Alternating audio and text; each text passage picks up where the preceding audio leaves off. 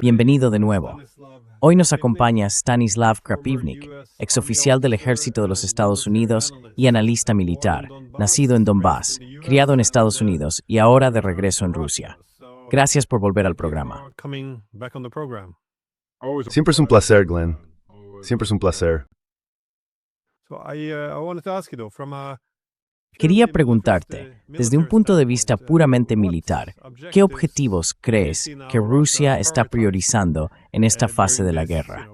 Están ocurriendo muchas cosas en este momento, y los acontecimientos avanzan más rápido de lo que la gente se da cuenta. ¿Podrías explicar cuáles crees que son los principales objetivos de los rusos en este punto?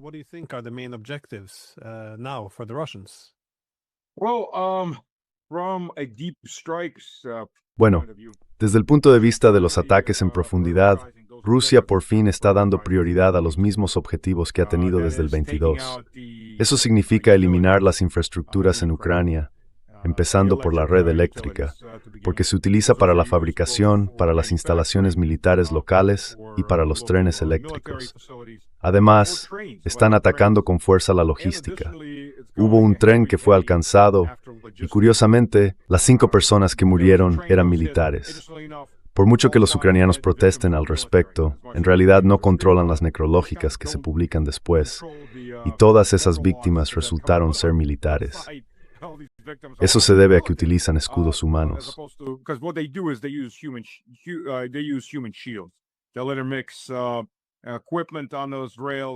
Mezclarán equipos en esos raíles con vagones llenos de civiles y así sucesivamente. Y fue solo un vagón el que fue alcanzado. Resultó ser el que transportaba personal militar al frente. Y los rusos atacaron los trenes que se dirigían al frente. Sí, ese es el punto. Ese es todo el propósito. Muchas gracias. Sigamos adelante. Así que sí, hay un buen dicho. Los aficionados debaten tácticas, los profesionales debaten logística. Puedes tener el mejor ejército del mundo.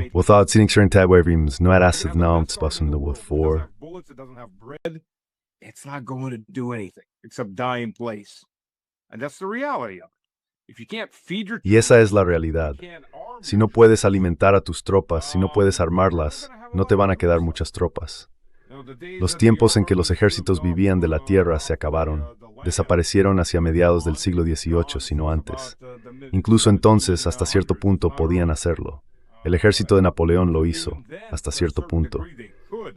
Pero incluso en tiempos del ejército de Napoleón ya era necesario disponer de pólvora, de munición y de otros suministros que empezaban a acumularse porque la complejidad iba en aumento. Los cañones necesitaban piezas de repuesto para las cureñas, para las balas de cañón, y así sucesivamente, porque todo empezaba a volverse más complejo.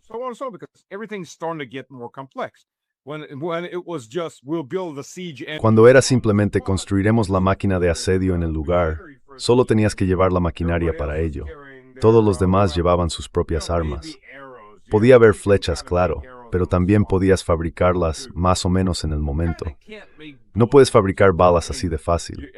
Quiero decir, supongo que podrías usar piedras como perdigones, pero eso no es muy eficaz.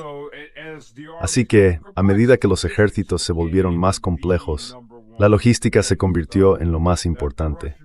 Al ejército ruso finalmente se le está permitiendo, bueno, no es que antes no entendieran esto, fue una decisión política no atacar las compañías eléctricas, no atacar gran parte de la logística.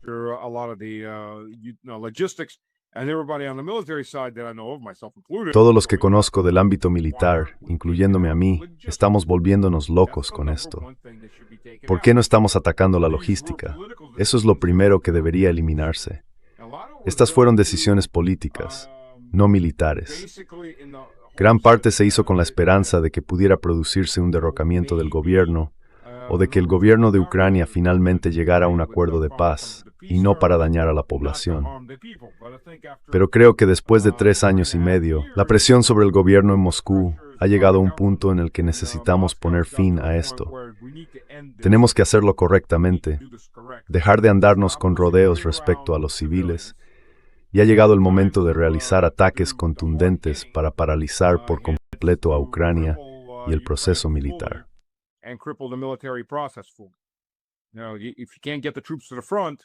Si no puedes llevar a las tropas al frente, da igual que estén bien entrenadas o que no tengan ningún entrenamiento. Pero si no puedes llevarlas al frente, se acabó. Fin del juego. Así que creo que esos son los principales objetivos ahora mismo.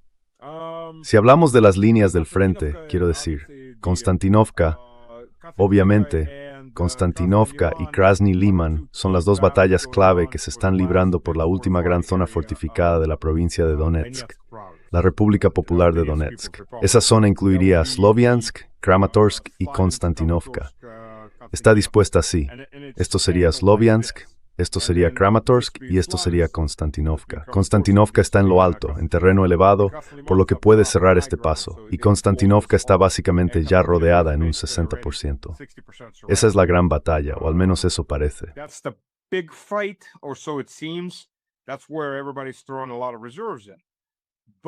Ahí es donde todo el mundo está concentrando muchas reservas. Pero si vas al norte, tienes Kupiansk.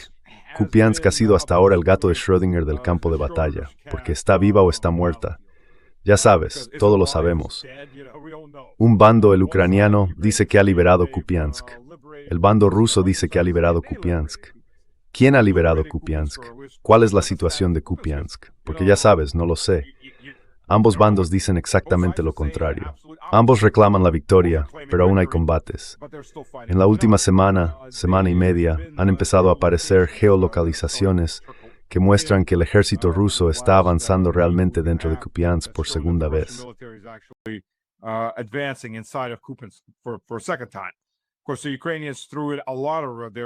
Por supuesto, los ucranianos enviaron muchas de sus reservas restantes a Kupiansk y perdieron una gran parte de ellas. Pero lo más importante es lo que está al norte de Kupiansk, porque Kupiansk está en el óblast de Kharkov, no en Lugansk. Hay mucho movimiento en las zonas fronterizas y al norte de Kupiansk, más adentro del óblast de Kharkov. Así que, básicamente, el noreste de Kharkov parece que va a ser liberado muy pronto. Y por cierto, ese es el lenguaje que los medios rusos y el gobierno ruso están utilizando ahora para referirse a estos territorios. Están siendo liberados. Así que eso debería darte una idea de cuál va a ser la posición en las negociaciones respecto a estas zonas. Puede que haya una República Popular de Kharkov muy pronto, a este paso.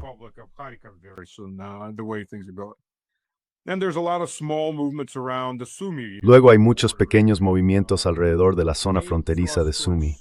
El avance principal hacia la ciudad de Sumy está a unos 90 kilómetros de distancia. Si miras en esa dirección, todos son movimientos relativamente pequeños, especialmente cerca de las fronteras. Creo que eso es principalmente para desviar la atención y los recursos del ejército ucraniano, alejándolos de la zona de Kupiansk, de Kostiantynivka. Así que eso es todo. Quiero decir, son incursiones relativamente pequeñas, de 3, 4 o 5 kilómetros quizá, tomando algunas aldeas fronterizas. No es algo importante. Pero la gran cuestión a la que casi nadie está prestando mucha atención, bueno, los ucranianos sí, creo, o al menos puede que estén observando, pero no tienen los recursos para cubrir toda la zona, es Zaporizhia.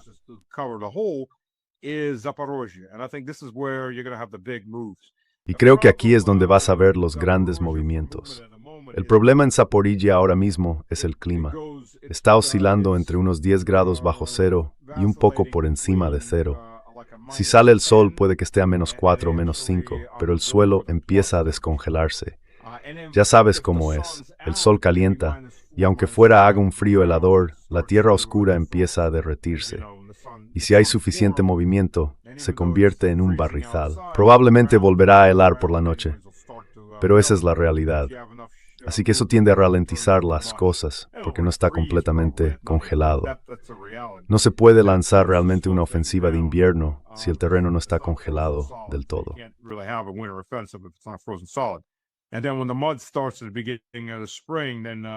Y luego, cuando empieza el barro al comienzo de la primavera, realmente tienes un problema durante aproximadamente un mes o mes y medio, dependiendo de lo intensas que sean las lluvias primaverales, de cuánta nieve haya habido y de la rapidez con que esa nieve o el agua se drenen del suelo.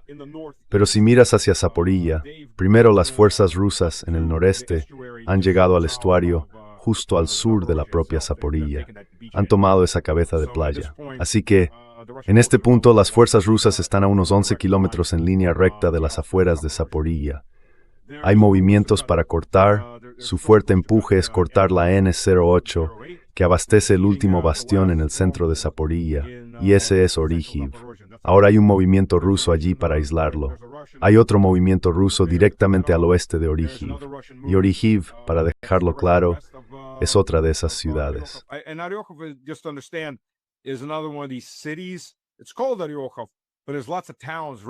Se llama Orihiv, pero hay muchas localidades que se extienden en línea perpendicular al frente, con un ligero ángulo. Así que hay un avance ruso desde el oeste para entrar en Zaporilla, a unos 7 kilómetros de distancia. Solo hay una localidad en el camino, aproximadamente a mitad de trayecto. Hay dos movimientos rusos por dos carreteras paralelas en el borde de Orihiv desde el sureste. Han tomado las localidades que limitan con Orihiv, así que están empezando a adentrarse en las afueras de Orihiv.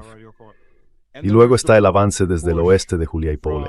Si observas a los ucranianos, Rusia sigue combatiendo por Juliaipole. Sus mapas no los actualizan, quizá una vez cada 2 meses.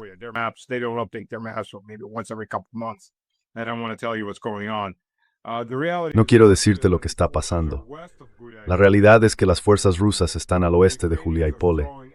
Los ucranianos están lanzando absolutamente todo lo que tienen a nivel local en contraataques, lo que básicamente equivale a desperdiciar personas y maquinaria, porque se trata de terreno abierto, donde Rusia tiene dominio aéreo y de artillería.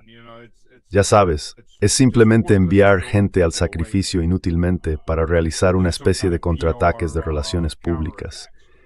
Y desde Zaporilla, desde donde están ubicadas las fuerzas rusas, hasta Orihiv en línea recta, no pueden avanzar en línea recta porque tienen que moverse por algunos pueblos de los flancos para defender sus posiciones y sus flancos logísticos.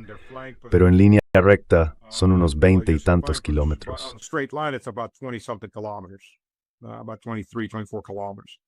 Unos 23 o 24 kilómetros. Así que en este momento Orihiv está siendo rodeada desde el sureste, pronto podría serlo desde el oeste, y hay presión desde el este, con la principal línea de comunicaciones hacia Zaporizhia que podría quedar cortada en 1 o 2 semanas. Los ucranianos están lanzando todo lo que pueden en contraataques allí también. Cuando eso ocurra, se verán grandes movimientos de territorio. Una vez que eso colapse, realmente no habrá ningún lugar, salvo Orihiv, que los ucranianos puedan mantener en el centro e incluso en el borde norte de Zaporizhia. Después de eso, hay solo unos 11 kilómetros hasta la propia ciudad de Zaporizhia, que se encuentra en el cuadrante noroeste de la provincia de Zaporizhia.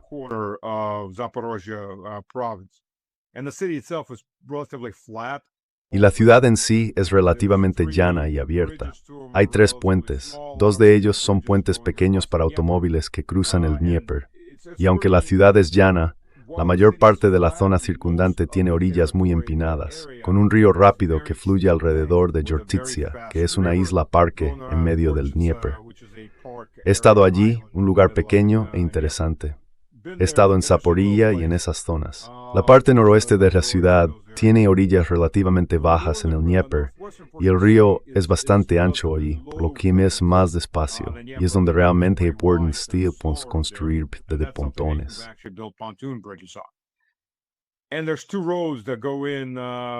Y hay 2 carreteras principales que entran desde la parte noreste de Zaporilla hacia la ciudad de Zaporilla.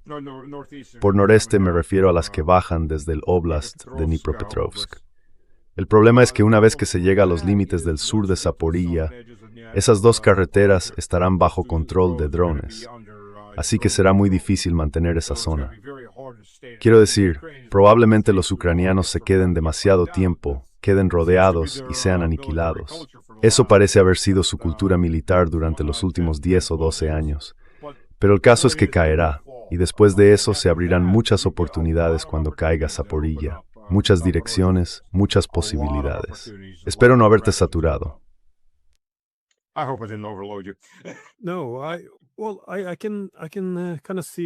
No.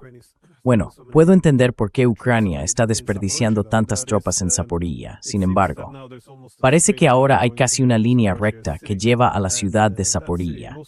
Y esa ciudad, la mayor parte, está en la orilla izquierda del Dnieper, el lado oriental, lo que la convierte en un lugar muy peligroso de defender. Si envías demasiadas tropas allí y luego se destruyen los puentes, la logística se volvería imposible y te arriesgas a perder o tener que rendir a un gran número de hombres. Así que es un desastre a punto de ocurrir. Y como dijiste, si esta ciudad cae, también sería la vía de paso al otro lado del Dnieper, permitiendo a Rusia avanzar hacia Mykolaiv, Odessa y hacia el norte en dirección a Dnipro, flanqueándolo por el lado occidental del río.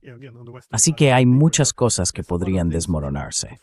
Puedo entender la desesperación. Las tácticas probablemente sean un poco extrañas, pero es una región muy vital. It is a very vital region. But you before said that it could be already. Pero dijiste antes que ya podría ser Kharkov el que está siendo atacado. Bueno, supongo que capturado por Rusia. Al principio, cuando vi que Rusia abría nuevos frentes en Kharkov y Sumy, pensé que el objetivo principal era simplemente ampliar las líneas del frente para dispersar a las fuerzas ucranianas, ya que ya tenían problemas de personal. Pero a medida que más territorios están pasando ahora a control ruso, y por supuesto con las bajas que se están produciendo, es difícil imaginar que todas estas zonas vayan a ser recuperadas. Así que mencionaste el lenguaje que se está utilizando ahora, que estas regiones están siendo liberadas, lo cual es bastante significativo como indicador de hacia dónde podría dirigirse Rusia. ¿Ves un calendario para esto? ¿O crees que Sumy, Kharkov, todas estas regiones podrían estar esperando una ofensiva masiva?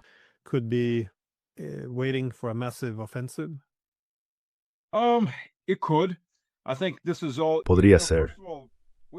Creo que todo esto es, bueno, ante todo, lo que quieres hacer es poner a tu enemigo en lo que se llama los cuernos de un dilema. Quieres presentarle a tu enemigo malas opciones y peores opciones. Ninguna buena opción. Y si no otra cosa, eso lo que hace es empezar a paralizar el proceso de pensamiento del enemigo. No saben dónde reforzar. Puede que no refuercen en ningún sitio porque no están seguros, esperando a ver dónde vas a atacar. A medida que empiezas a empujarlos en una dirección y ellos se comprometen con esa dirección, por ejemplo Konstantinivka o Kupiansk, otras direcciones empiezan a abrirse. Estás configurando el campo de batalla, estás configurando su conjunto de opciones.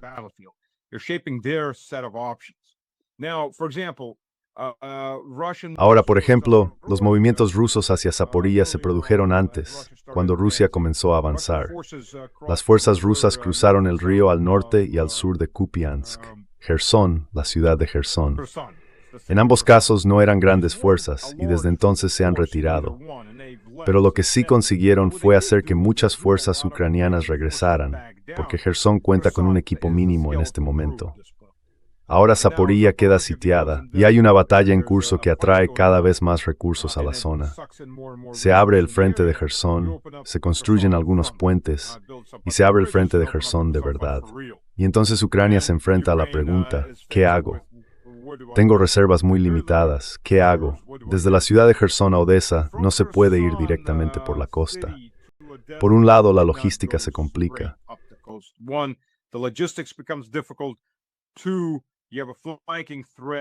Dos, tienes una amenaza de flanqueo llamada Mykolaiv. Así que, de un modo u otro, tienes que tomar Mykolaiv, que está más o menos de camino, justo al norte, antes de poder dirigirte hacia Odessa. Ahora bien, dicho esto, si tomas Zaporilla, obtienes muchas opciones nuevas, porque primero puedes avanzar por el Dnieper, la orilla izquierda del Dnieper, hasta la parte oriental de Zaporilla. En ese caso, por cierto, también cortas todo el frente. Realizas un cerco profundo de lo que queda del frente del Dnieper para los ucranianos. Y entonces ellos tienen muchos problemas graves, porque si vuelas los puentes o tomas los puentes, tomas el control de esos puentes en Dnieper, Dnipropetrovsk. Su única vía de regreso a la gran patria, en este caso, es dirigirse hacia Kharkov.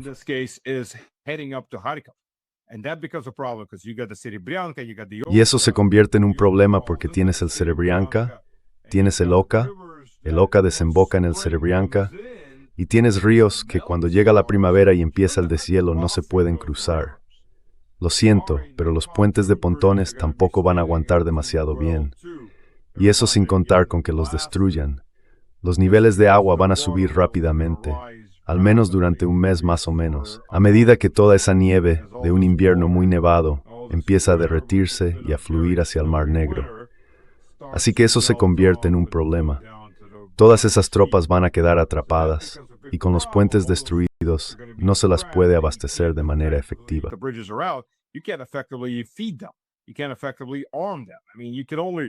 No puedes armarlos de manera efectiva, quiero decir, solo puedes cargar cierta cantidad en un dron. No puedes llevar una pieza de artillería ni proyectiles de artillería en un dron. Los drones simplemente no son lo bastante grandes para eso. ¿Cuántos drones necesitarías para armar una batería que dispara 30 o 40 proyectiles por hora? Físicamente es imposible. Entonces te enfrentas a un gran problema, un problema muy grande. Además, claro, sí, cruzar Zaporizhia hacia la provincia occidental de Zaporizhia. Perdón, tengo los gatos en casa, tengo alergias, me estoy rascando la nariz. No les gusta salir cuando hace frío. Pequeños cabrones.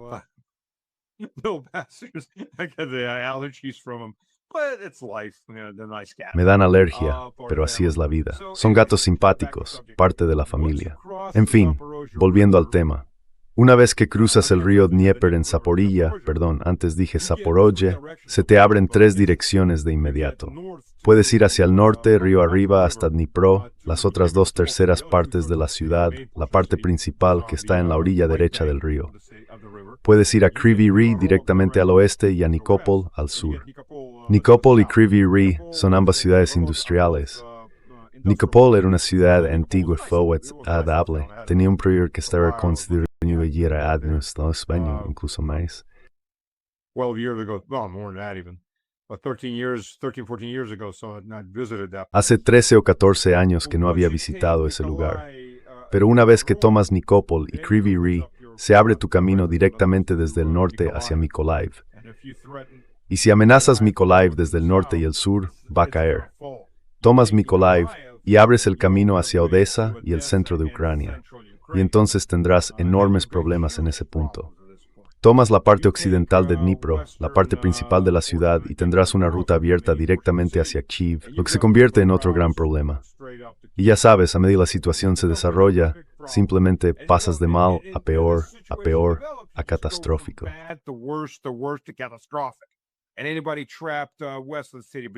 Y cualquiera que quede atrapado al oeste de la ciudad de Bryanka se lleva una paliza. La fuerza rusa, al menos en el norte por ahora, está intentando capturar o liberar el óblast de Kharkov al norte de Bryanka. El problema aquí también es que Rusia no puede abandonar estos territorios, y te diré por qué. Es sencillo.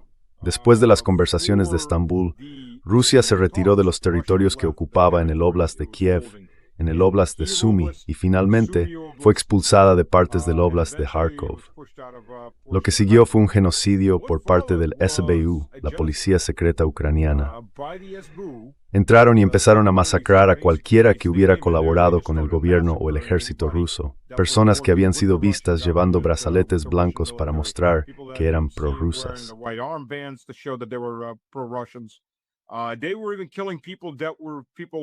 Incluso estaban matando a personas que solo eran electricistas, algunos técnicos que trabajaban reparando edificios, reparando tuberías, porque trabajaban en una ciudad ocupada. Solo estaban haciendo su trabajo, ¿verdad? Pero fueron acusados de ser traidores, y la gente estaba siendo fusilada, torturada, asesinada. Salían videos que mostraban cuerpos con las manos atadas a la espalda, mujeres, ancianos y así sucesivamente, simplemente arrojados a fosas comunes. Ahora mismo, por cierto, en los territorios que han sido liberados en Lugansk y otras zonas de Donetsk, se están desenterrando fosas comunes por todas partes, donde los ucranianos han estado masacrando a la población rusa durante los últimos 8 a 12 años.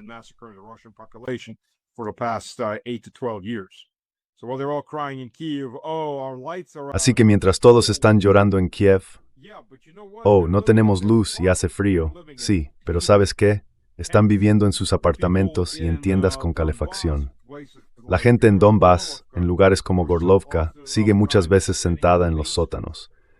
Algunas de esas zonas han estado sin agua ni electricidad durante hasta 12 años, ya que los ucranianos atacan deliberadamente a los equipos de emergencia que intentan reparar las cosas y restablecer los servicios, y llevan haciendo esto sin parar durante 12 años. Así que ya sabes, la gran diferencia entre los enfoques en la guerra es que un bando es absolutamente genocida y el otro intenta no matar.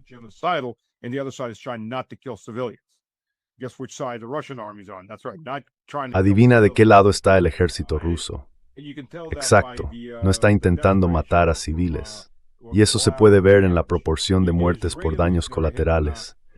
Los israelíes matan aproximadamente a un civil y medio por cada combatiente de Hamas abatido. Y luego está Rusia, donde la ONU registra unas 14.000 muertes de civiles en Ucrania. Pero la realidad es que la gran mayoría están del lado ruso, al otro lado de la frontera rusa. Ucranias asesinas regularmente miles de civiles cardiacis en Testoy. Luis Ares en Ejirtbrigro. In fact, yesterday is a prime example. Yesterday morning, a Ukrainian drone blew up a house. Ayer por la mañana, un dron ucraniano hizo estallar una casa unifamiliar privada cerca de Mariupol, matando a una mujer y a un niño y hiriendo a otro niño. Publiqué un video de un coche civil cualquiera que fue alcanzado por un dron ucraniano. Fue grabado por el coche que circulaba detrás. El coche salió de la carretera después. Y eso fue casi en Belgorod. Este tipo de cosas ocurren todos los días. Los ucranianos y sus amos respaldados por la OTAN están asesinando a civiles rusos cada maldito día. Sin excepción, haya tregua o no, da igual. Buscan el genocidio y están intentando cometerlo, aunque sea a pequeñas dosis en lugar de grandes tragos.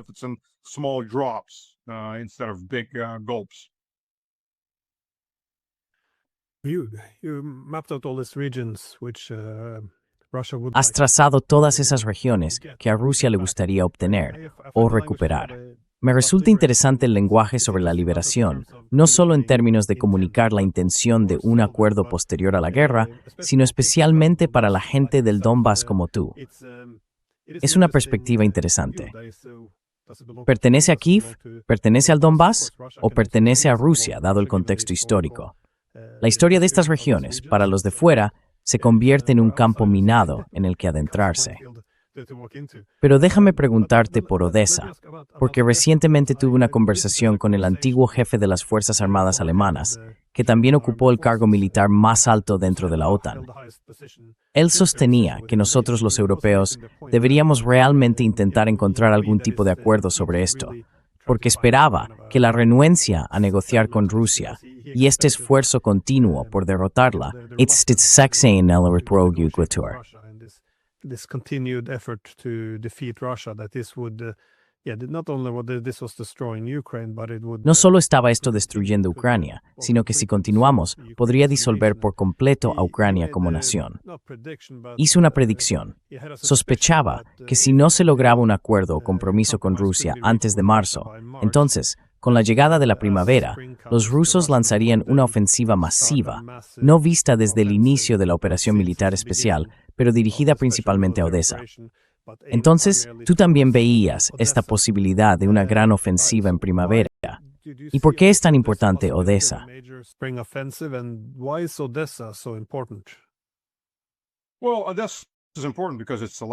Bueno, Odessa es importante porque es el último gran puerto. Y es un puerto en el que los británicos han invertido. Hay entre 4 y 5 mil compradores británicos en Odessa. Quiero decir, Ucrania no produce ningún dron, seamos realistas. Ucrania no tiene una industria que valga la pena. Y lo sé desde 2012, cuando estaba buscando establecer proveedores en Ucrania. Después de 4 días me marché porque era una situación ridícula, una corrupción absoluta. No podías confiar en nadie, trataba con propietarios y te das cuenta muy rápido de que no puedes tratar con esa gente, no puedes confiar en ellos. Todos buscan un gran golpe y luego largarse. Yo buscaba proveedores que duraran 1 década, 2 décadas, 3 décadas.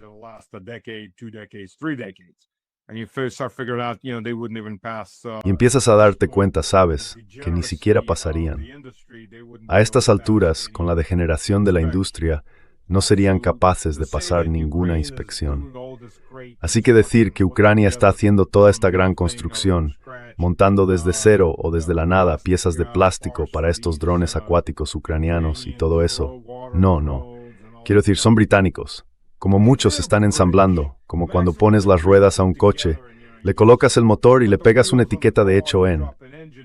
No lo es, porque no hiciste el motor, no hiciste los neumáticos, no hiciste el chasis, simplemente montaste el kit de modelo al final del día. No es tuyo. Está ensamblado, quizá el ensamblaje final, pero no fabricado. Así que hay una gran diferencia. Lo mismo ocurre con estos drones, absolutamente.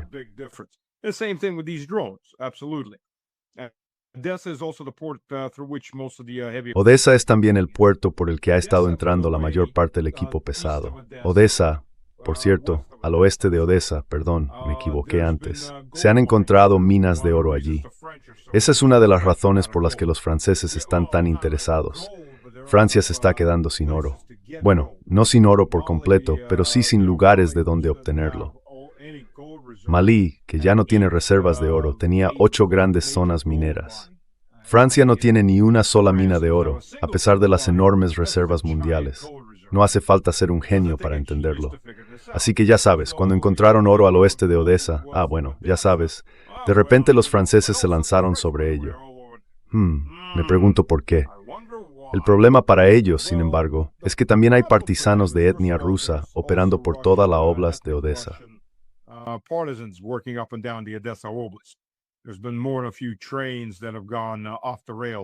Ha habido más de unos cuantos trenes que se han salido de las vías, trenes de suministro con equipo de la OTAN. Así que también hay un movimiento partisano con el que tienen que lidiar. Si vamos a hablar de tierras históricas rusas, esto lo empeorará aún más, porque Kiev es una tierra muy histórica rusa. En mi opinión, si hablamos de tierras históricas rusas que deberían ser devueltas a Rusia, tomaríamos todo lo que está al este del Dnieper y luego todo lo que sigue el curso del Dnieper. Así que Kiev, Dnipropetrovsk, el Oblast de Mykolaiv, por supuesto el Oblast de Kherson en esa parte, y el Oblast de Zaporizhia en el lado occidental del Dnieper. Todas esas son ciudades rusas.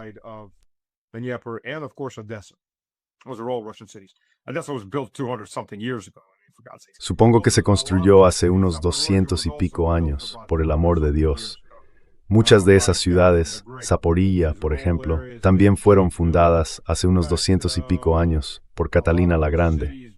Todas estas son zonas que ella desarrolló. De hecho, muchas de esas ciudades con nombres griegos no estaban habitadas por míticos ucranianos, que no existían en aquel momento, eran malorrusos, sino por griegos, refugiados griegos que huían de los turcos otomanos. Por eso ciudades como Mariupol tienen nombres como Mariupol, porque es un nombre griego. Lo mismo ocurre con Sebastopol y todas esas otras ciudades que fueron fundadas por una mezcla de colonos rusos y griegos en estas zonas más o menos despobladas. Por no mencionar que Crimea fue una colonia griega mucho antes de que siquiera tuviéramos una parte de ella.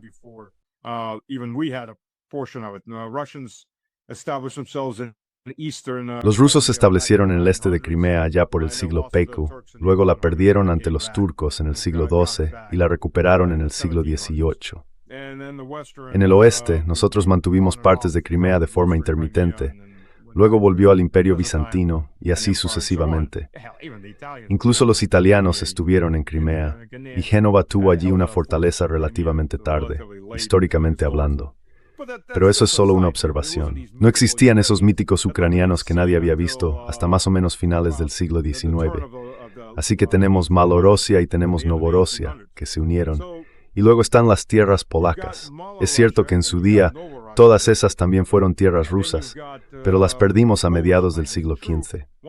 Así que bien, las llamaremos polacas o húngaras o como se quiera.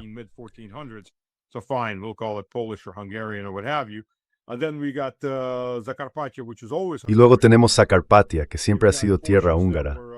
Hay partes que los valacos, también conocidos como rumanos, están reclamando, partes que los moldavos, que en realidad fueron un reino medieval independiente, no rumanos ni valacos, están reclamando. Y luego hay partes que Eslovaquia está reclamando. Así que todas estas zonas fueron unidas por los comunistas. Ucrania es un proyecto absolutamente comunista, bolchevique, que se fue ampliando una y otra vez. Así que lo que va a pasar es que Ucrania no se convertirá en un estado residual. Seamos realistas. Cuando esos territorios caigan del lado ruso, lo que quede se repartirá entre muchos países diferentes. Todo el mundo tiene una reclamación sobre ello. Bielorrusia tiene una reclamación, por el amor de Dios. Todo el mundo tiene una reclamación.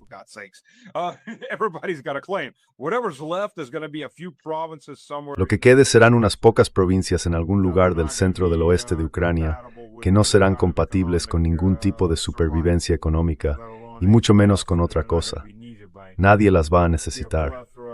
Solo serán un foco de terrorismo, un caldo de cultivo para el radicalismo y los enfrentamientos. Porque los polacos van a quedarse con entre 3 y 6 provincias en el oeste. Seamos realistas con eso. Puede que no lo llamen anexión, puede que lo llamen protectorado. Y tendrán razón. Ya sabes, los polacos están presentando demandas, y lo han hecho en masa en Ucrania, para recuperar sus propiedades, lo que básicamente significaría que la mayor parte de la ciudad de Leópolis, o, en aquel entonces, Lemberg, volvería a manos polacas. Y si lo miramos con realismo, los húngaros, los de Zakarpatia, ya celebraron un referéndum para reunirse con Hungría, y la mayoría de ellos tiene pasaportes húngaros.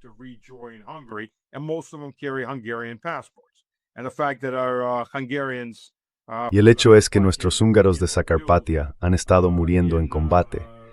Los húngaros han estado exagerando eso, diciendo, estáis asesinando a húngaros, dejad de asesinar a húngaros. Y eso no va dirigido al ejército ruso, sino a los ucranianos por reclutar a esa gente.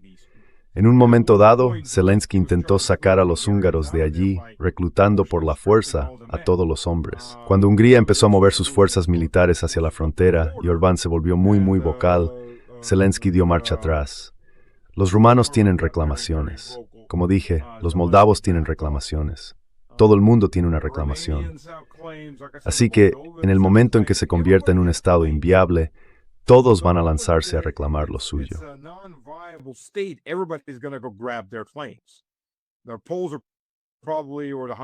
Los polacos probablemente o los húngaros probablemente serán los primeros en moverse. Pero una vez que empiece, una vez que todos los tiburones huelan la sangre en el agua, se convertirá en una vorágine. Todo el mundo intentará agarrar el pedazo que considere históricamente su tierra. No va a quedar mucho después de eso. No lo habrá. Y si Kiev, aunque Rusia no tome Kiev, Kiev se encontrará ante un dilema por derecho propio. Es más fácil ser un pez grande en un estanque muy pequeño o un pez mediano en un océano grande. Y lo que quiero decir con eso, en el contexto histórico, es Viena. Viena era una ciudad imperial. El imperio austrohúngaro colapsó como país, fue dividido y Viena pasó a Austria.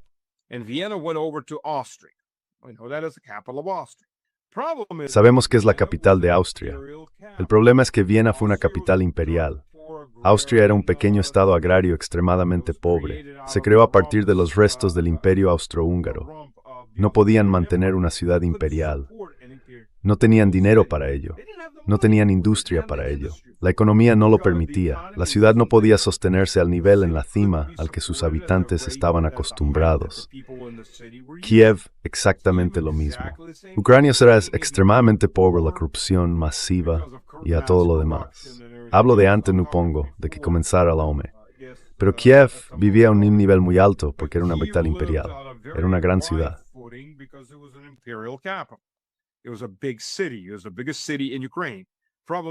Era la ciudad más grande de Ucrania. El problema es que ahora Ucrania se convierte en un pequeño estado residual, con una economía agraria, sin industria y con muy poca población. ¿Cómo se paga una ciudad de 3 millones de habitantes? No se puede. La ciudad empieza a colapsar. Y entonces esas personas tienen que tomar una decisión. ¿Quieren ser la capital imperial de un estado agrario residual y ver cómo su ciudad se derrumba porque no hay dinero para mantenerla? ¿O prefieren convertirse en la tercera o cuarta ciudad más grande de Rusia, recibir inversiones y vivir bien? Ya sabes, es una decisión que tendrán que tomar. Será interesante sentarse y observar.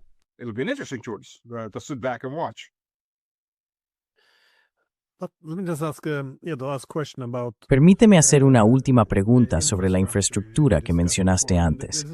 Y este es un buen punto, la logística. Así es como se libran las guerras modernas. Fue una de las razones por las que el presidente Obama, por cierto, fue algo cauteloso en 2016 a la hora de escalar la crisis de Ucrania con Rusia, porque estaba justo en la frontera rusa. Ellos ya tenían la logística preparada. Esta idea de que basta con mirar los presupuestos militares y pensar, vale, ahora se puede ver quién gana, no tiene mucho sentido cuando hay que enviar todo a través del Atlántico y moverlo por toda Europa. Y eso es algo que pensé que quizá la OTAN aprendió poco a poco.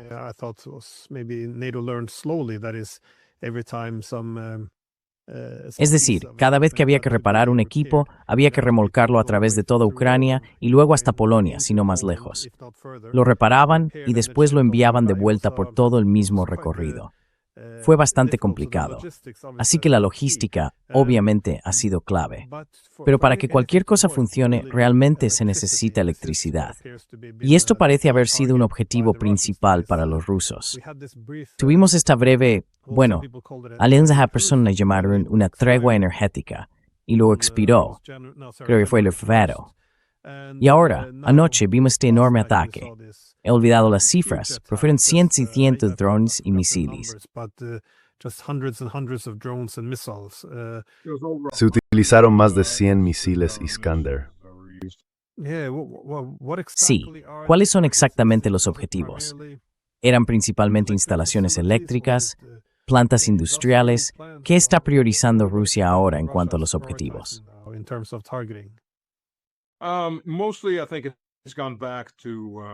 En general, creo que ha vuelto a centrarse en las compañías eléctricas.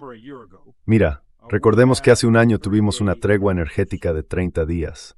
Rusia incluso destruyó varias docenas de drones que estaban en vuelo cuando comenzó la tregua o que se dirigían hacia sus objetivos. Durante 30 días, Rusia no tocó ni un solo objeto de las compañías eléctricas en Ucrania. Ucrania tuvo un pequeño problema para entender que había una tregua. 47 ataques. 47 ataques. Zelensky empieza a retorcerse. No sabía qué día íbamos a empezar o en qué fecha íbamos a empezar, bla, bla, bla. 47 ataques, eso es un ataque y medio cada día. ¿Y qué hacían los ucranianos? Todos vitoreaban. Que hablen los misiles. And what were the Ukrainians doing? They're all cheering. Let the missiles do the talking. We're going to do the missiles. Let the missiles do it. That was their. Vamos a dejar que hablen los misiles. Ese era su mantra en las redes sociales y en todas partes. Pues bien, los misiles están hablando. Tienes ahí al club de los idiotas empujándolos. Es como un grupo de frikis empujando a un chaval algo más grande, que es un imbécil, a pelearse con un boxeador profesional. Sí, venga, pelea con él, pelea con él, pelea con él. Y esa es Ucrania, empujada a una pelea con Rusia. Deja que hablen los misiles. Pues los misiles están hablando todos los días. Y no solo hablan en la dirección equivocada para los ucranianos. Rusia les ha dado una cantidad increíble de opciones y muchas posibilidades de retirarse de esto, de llegar a algún tipo de tregua.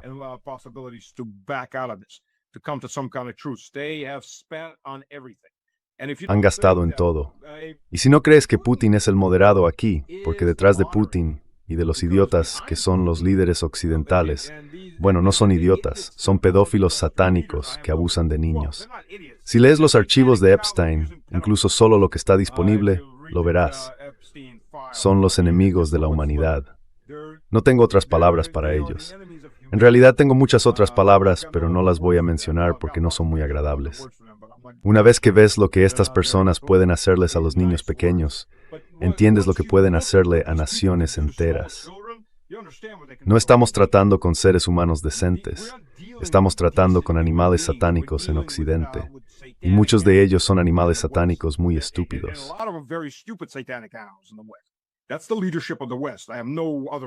Esa es la dirección del liderazgo de Occidente. No tengo otras palabras para eso. La única excepción en toda esta zona es el antiguo imperio austrohúngaro, donde esas naciones han dicho, no, nosotros estamos por nuestra propia gente, y parece que tienen cristianos decentes en el poder que cuidan de los suyos. Dijeron, no, ya hemos jugado a este juego de guerra antes, 2 veces, no queremos jugar una tercera vez, gracias, pero no. Todos los demás, si observas a esta gente, de nuevo, si pueden hacerle eso a niños pequeños, las cosas que están saliendo en los archivos de Epstein, De hecho, hice un video sobre eso anoche. Ya sabes, leer esas cosas. No mostraron las imágenes, pero sí había descripciones de lo que hicieron. But they did have descriptions of the things that they did. And it's one of those things that, I can't blank. Y es una de esas cosas que ya sabes, no puedo borrar cosas de mi memoria. Algunas personas pueden tomar cosas malas y simplemente eliminarlas de su memoria. Yo no puedo. Recuerdo todo. Todo lo que leo, todo lo que he oído, lo recuerdo todo. No puedo borrar eso. Y créeme, creo que las cosas que ves en un campo de batalla son más agradables que las cosas que estos animales han hecho a los niños y que todavía hacen a los niños, solo por estos correos electrónicos. Y el Estado, lo siento, el fiscal en Estados Unidos, lo que dijeron fue que en esos 3 millones de correos electrónicos no incluimos las imágenes de asesinatos, violaciones o cadáveres, ni el abuso de niños. No las incluimos. No dijeron que no existieran. En las descripciones existen.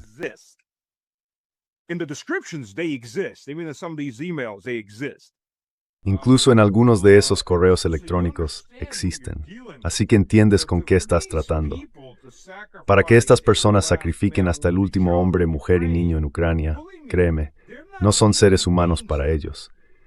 Son animales que pueden ser utilizados según lo necesiten sus superiores. Quiero decir, si están dispuestos a hacer eso con los hijos de sus propias naciones, ¿por qué no con personas a las que no consideran ni de lejos de su nivel?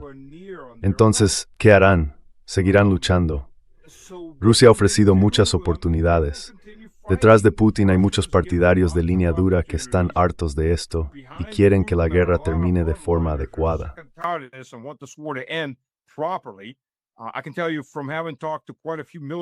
Puedo decirte, tras haber hablado con bastantes militares, no solo con oficiales superiores, sino también con los hombres en primera línea, los soldados, los sargentos, los oficiales subalternos, que todos temen cualquier tipo de acuerdo. Todos quieren la paz, pero la paz significaría la capitulación de Ucrania. Han invertido demasiado de sus vidas, han perdido demasiados amigos, han derramado demasiada sangre y sudor como para que cualquier tipo de acuerdo sea satisfactorio. El único acuerdo que puede ser satisfactorio cuando se lucha contra nazis que asesinan a civiles, que matan a mujeres y niños a diario, es destruirlos. No hay otra opción.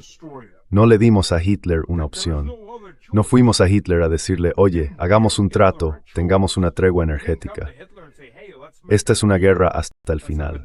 Esta es una guerra hasta el final.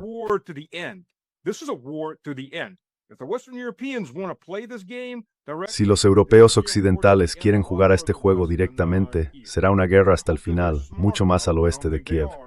Espero que sean lo bastante inteligentes. No creo que lo sean, pero espero que lo sean y se echen atrás. Pero, ya sabes, no lo sé.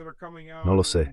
Y viendo, como dije, las cosas que están saliendo en esos archivos de Epstein, no se puede ignorar esto, porque eso muestra con quién estás tratando. Quiero decir, mira, uno de los ministros de Fitz, y Fitz es una persona muy conservadora, acaba de dimitir. Ese tipo fue virrey de Bosnia durante un tiempo, y trabajaba directamente con Occidente como uno de sus subordinados. Y ves las cosas que están ocurriendo, incluso con las misiones de la ONU. Te diré esto. He estado en 2 misiones de la ONU.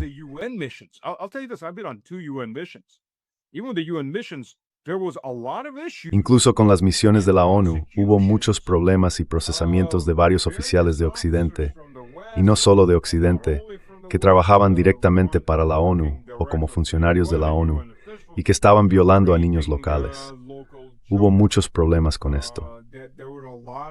Así que una vez que observas a las personas con las que estás tratando, empiezas a entender qué puedes esperar de ellas. ¿Qué puedes esperar de ellas en el campo de batalla? ¿Y qué puedes esperar de ellas en cuanto a lo que están dispuestas a hacer a los civiles, incluso a los civiles que, entre comillas, están bajo su cuidado? Perdón si me he desviado del tema, pero es algo que pesa en la mente. Quiero decir, leer estas cosas y escuchar a personas que han leído otras partes, son 3,000 millones de correos electrónicos los que se han revelado.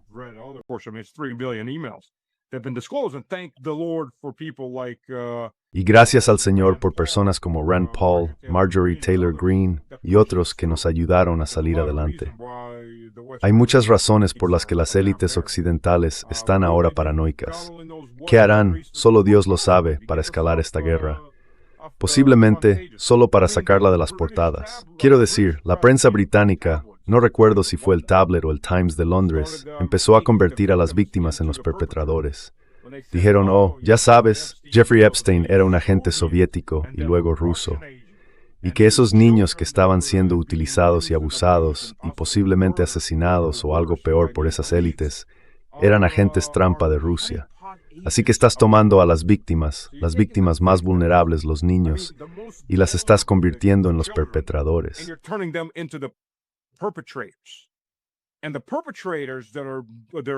Y los perpetradores que están abusando y posiblemente asesinando a niños se convierten en ángeles que supuestamente fueron usados y abusados por esos malvados rusos. Es patético, es repugnante. Y el hecho de que Occidente no tenga absolutamente ninguna moral para defender a sus propios hijos, ¿qué se puede esperar en el campo de batalla? ¿Qué se puede esperar en las negociaciones? Occidente ha caído en... Quiero decir, la palabra rusa para eso es, ya sabes, que han perdido la orilla. Han entrado en el océano profundo de la depravación. Así que no lo sé. No me sorprendería que estuvieran más que dispuestos a salvar su pellejo y sus carreras sacrificando una buena parte de su propia población. ¿Por qué no? No son como personas reales o algo así.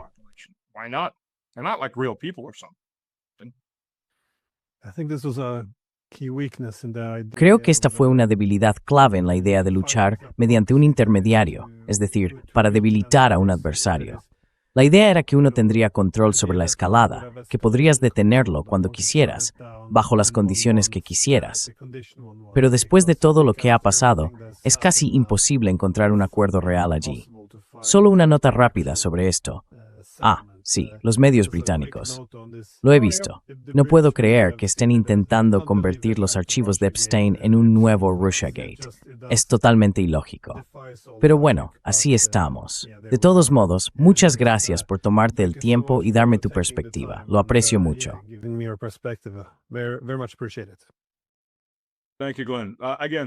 Gracias, Glenn, y de nuevo perdón si me desvié del tema. Este asunto es, ya sabes, no puedes dejar de ver ni dejar de saber lo que empiezas a conocer, y es que sí, pesa en el alma.